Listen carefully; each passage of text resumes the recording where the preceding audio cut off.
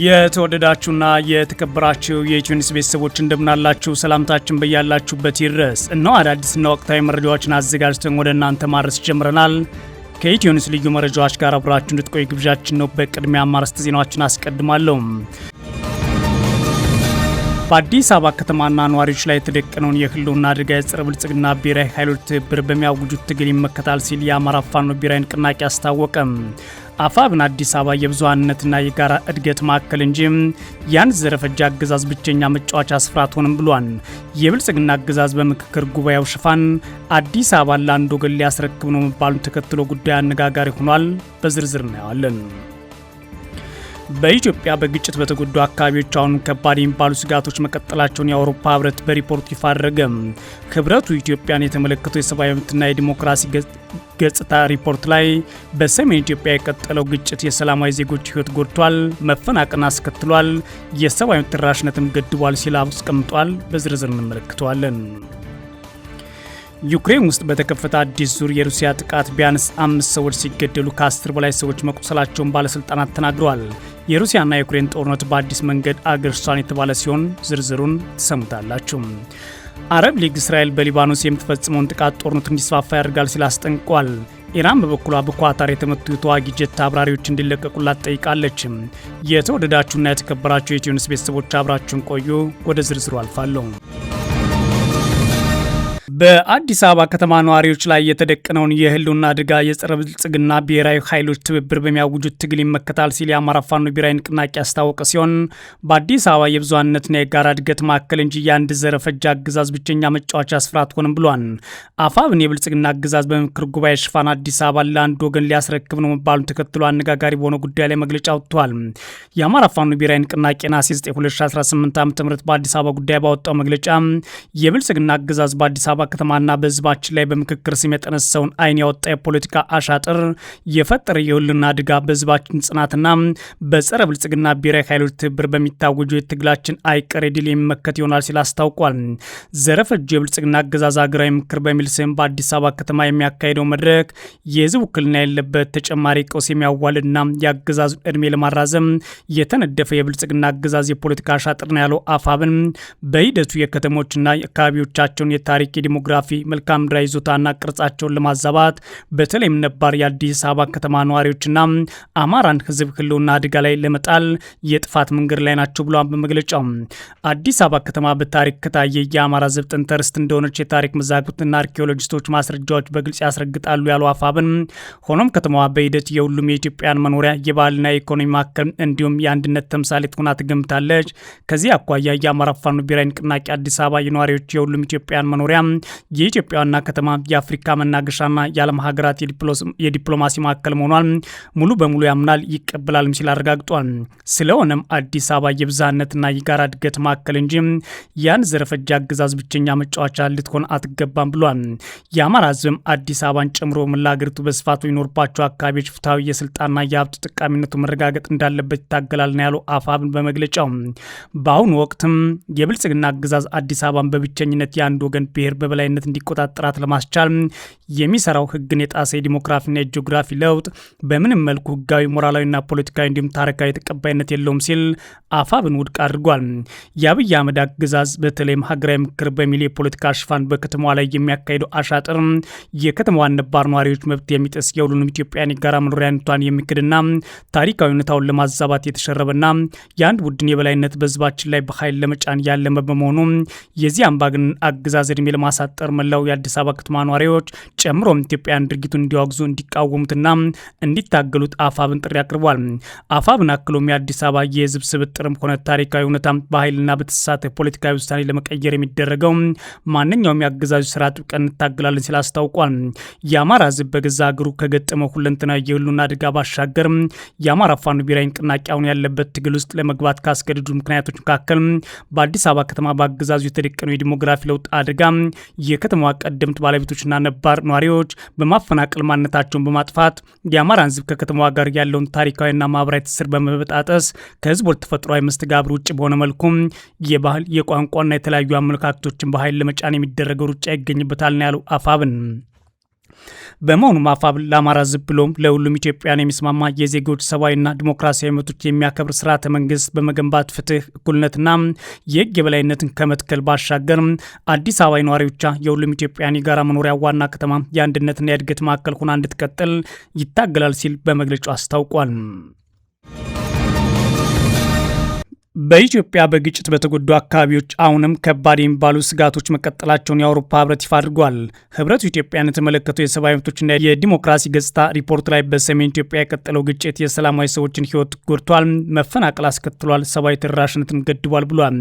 በኢትዮጵያ አሁን ላይ ግጭት ባለባቸውና በተጎዱ አካባቢዎች አሁን ከባድ የሚባሉ ስጋቶች ቀጥሏል ነው የሚለው የአውሮፓ ህብረት ይፋ ባደረገው ኢትዮጵያን የተመለከተ የ2025 የሰብአዊ መብቶችና የዲሞክራሲ ገጽታ ዓመታዊ ሪፖርት ላይ ሪፖርቱ በሰሜን ኢትዮጵያ የመንግስት አገዛዝ ወታደሮች፣ የክልል የጸጥታ ኃይሎችና የታጠቁ ቡድኖች ያካተተ ግጭት መቀጠሉ፣ የሲቪል ዜጎችን ህይወት መጉዳቱ፣ መፈናቀል ማስከተሉና የሰብአዊ ተደራሽነት መገደቡን ጠቅሷል። የፕሪቶሪያው ስምምነት የኢትዮጵያና የኤርትራን ውጥረት አባብሷል የሚለው ሪፖርቱ ትጥቅ ማስፈታት አለመተግበሩ፣ የሽግግር ፍትህ ለማስፈንና ጥያቄነት ለማረጋገጥ መዘግየት መታየቱ አሁን ላይ መረጋጋትን አዳክሟል ብሏል።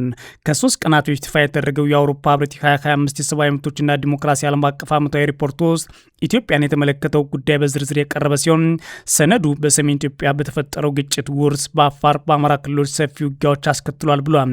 የፕሪቶሪያ ግጭት የማቆም ስምምነት አተግባበር መቋረጥ ለትግራይ ክልል ደካማ ሰላም አምጥቷል የሚለው የህብረቱ ግምገማ በአማራ ክልል አዳዲስ ውጊያዎች ወይም ግጭቶች ግንባሮች ከፍቷል፣ ከኤርትራ ጋር ያለውን ውጥረትም አባብሶታል ብሏል። እንደ ማሳያም የስምምነቱ አካል የሆነው የጦር መሳሪያ ትጥቅ ማስፈታት በአግባቡ አለመተግበር፣ የሽግግር ፍትህ ስርዓት አለመፈጸምና ተጠያቂነት ለማረጋገጥ የሚወስዱ እርምጃዎች መዘግየታቸው መቀጠላቸውን ጠቅሰዋል። ይህ በአጠቃላይ መረጋጋትን አዳክሟል፣ የኢትዮጵያም ሁኔታ አለመረጋጋት ነው ብሏል። በተለይም በግጭቱ በተጎዱ አካባቢዎች ከባድ ስጋቶች አሁንም አሉ የሚለው የአውሮፓ ህብረት በሰሜን ኢትዮጵያ የኤርትራ ኃይሎችና የመንግስት ወታደሮች፣ የክልል ሚኒሻዎችና የታጠቁ ቡድኖች ያካተተ ግጭት ቀጥሏል ብሏል። የዓለም አቀፍ ሰብአዊ መብት ህግ ጥሰቶች የሲቪል ዜጎች ህይወት ማወክና መፈናቀል አስከትሏል።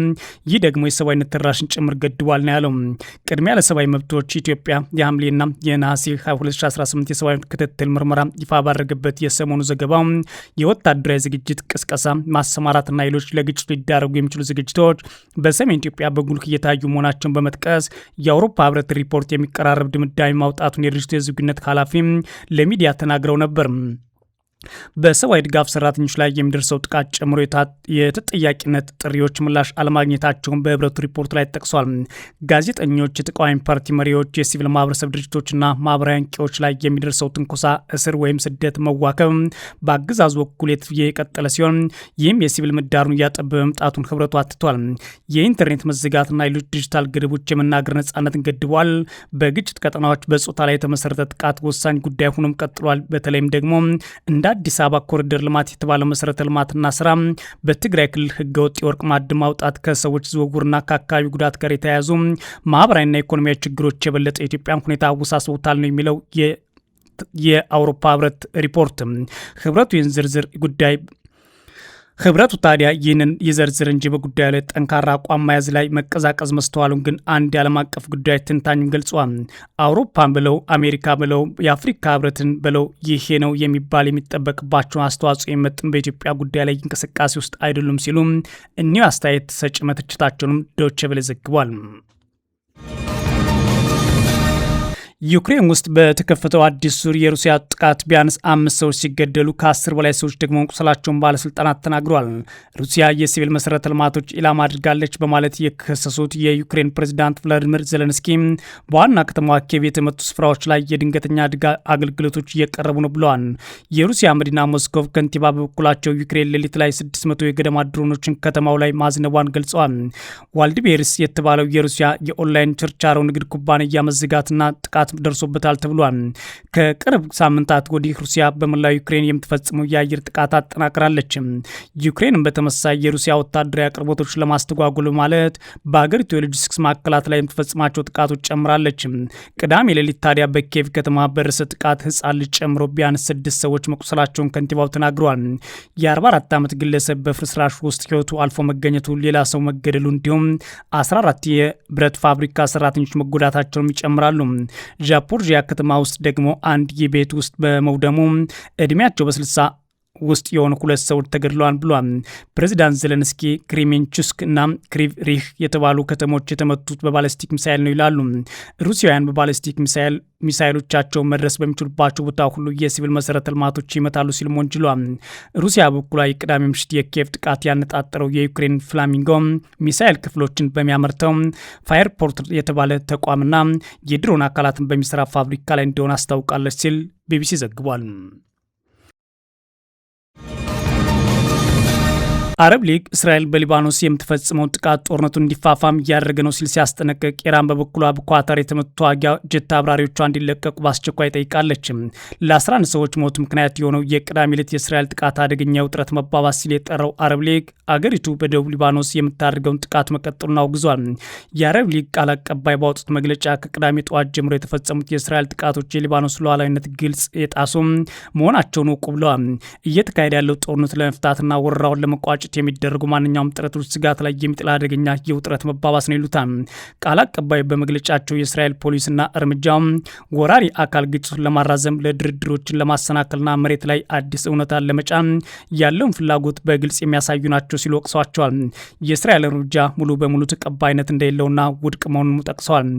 ዓለም አቀፉ ማህበረሰብ በተለይም አሜሪካ የእስራኤልን የጦርነት ማሽን እስካላስቆሙ እንዲሁም አገሪቱ ለተመድ የጸጥታው ምክር ቤት ውሳኔ እንድትገዛ ካላስገድዱ በስተቀር ግጭቱ ሊስፋፋ ይችላል ሲል አስጠንቋል። በአውሮፓውያን 2006 የጸደቀው ውሳኔ በእስራኤልና ሄዝቦላ መካከል ሙሉ ግጭት ማቆም እንዲደረግ የሚጠይቅ ነበር ሲል ቢቢሲ አስታውሷል። በሌላ በኩል ኢራን መከላከያዎቹ ከተመቱ በኋላ በኳታር የተያዙ 3 ፓይለቶቿ እንዲለቀቁ ጠይቃለች። አብራሪዎቹ ጃሃድ ሳሌህ፣ አብዱል ማጂድ ዳሽቲያንና ኢምራን በሄርሻን ላለፉት 6 ወራት ተይዘው መቆየታቸውን ኢራን ለዓለም አቀፉ የቀይ መስቀል ኮሚቴ ጸሐፊ በጻፈችው ደብዳቤ ማስታወቋን ቢቢሲ ዘግቧል። ደብዳቤውን የላኩት የኢራኑ ብርጋዴር ጄኔራል መሐመድ ባጋር ዛዴህ እንደገለጹት ከሆነ በየካቲት መጨረሻ ጦርነቱ በተጀመረ በ3ኛው ቀን በተደረገ ዘመቻ የተገደለው የ4ኛው ፓይለት ማጂድ ካዜም አስክሬን ወደ ሀገሩ ተመልሷን ብሏል። ጥያቄው የቀረበላት ኳታር የኢራን ገለጻ ሙሉ በሙሉ ውድቅ ያደረገች ሲሆን በእነዚህ አሳሳች መግለጫዎች እንደተገረመችም ተናግራለች። የኢራኑ ጀነራል መሐመድ ባገር ዛዴህ እንደሚናገሩ 3ቱ አብራሪዎች በኳታር የተያዙት በአገሪቱ የሚገኝ ጦር ሰፈር ኢላማ ባደረገው የውጊያ ተልዕኮ ወቅት ከተመቱ ጀቶች ተመንጥቀው ከወጡ በኋላ ነው። ለዓለም አቀፍ የቀይ መስቀል ኮሚቴ ኃላፊ ሚሪያና ስፖለርቺች እንደተጻፈውና በኢራን መገናኛ ብዙሃን የወጣው ደብዳቤ ኳታር ከሁሉም ዓለም አቀፍ ሕጎችና ደንቦች በተቃረነ ሁኔታ የእነዚህ እስረኞችን የማይገፈፉ መብቶች እንደጣሰች በማንነት ይከሳል። 3ቱ አብራሪዎች ቤተሰቦቻቸውን እንዲያገኙ ወይም ደግሞ እንዲያነጋግሩ እንዳልተፈቀደላቸውም ደብዳቤው ያትታል። የኳታር ውጭ ጉዳይ ሚኒስትር ቃል አቀባይ ማጂድ መሐመድ አልሳሪን ግሪን ግን በወቅቱ የኳታር የአየር ክልል ውስጥ ከገቡ በኋላ ከአብራሪዎቹ ጋር ግንኙነት ለመፍጠር ቢሞከር ምላሽ አለመገኘቱን ገልጿል። ቃል አቀባዩ በኤክስ ገጻቸው ባሰፈሩት ጽሑፍ ዓለም አቀፍ ሕግ መሰረት ግዛታችን ለመከላከል አስፈላጊ እርምጃ ተወስዷል ብሏል። በወቅቱ የፓይለቶቹ አስክሬን ለመፈለግ የተሰማሩ የኳታር የፍለጋና ነፍስ አድን ቡድኖች ኃላፊነታቸው እስከ ጥግ ማከናወናቸውን አክሏል። ኳታር የተገኘው የአንዱ አብራሪ አስክሬን የሚተላለፍበት መንገድ ለማቀናጀት ከቴህራን ጋር ግንኙነት ማድረጓን ቃል አቀባዩ አስታውሰዋል። ኢራን የፍለጋና ነፍስ አድን ዘመቻው ዝርዝር እንድትመረምር ለቀረበላት ጥሪ እስካሁን ምላሽ እንዳልሰጠችም ተናግረዋል ሲል ቢቢሲ ዘግቧል። የተወደዳችሁና የተከበራችሁ የኢትዮ ኒውስ ቤተሰቦች መረጃዎቻቸው የተከታተላችኋቸውን ይመስላሉ። መልካም ጊዜ እመኛለሁ።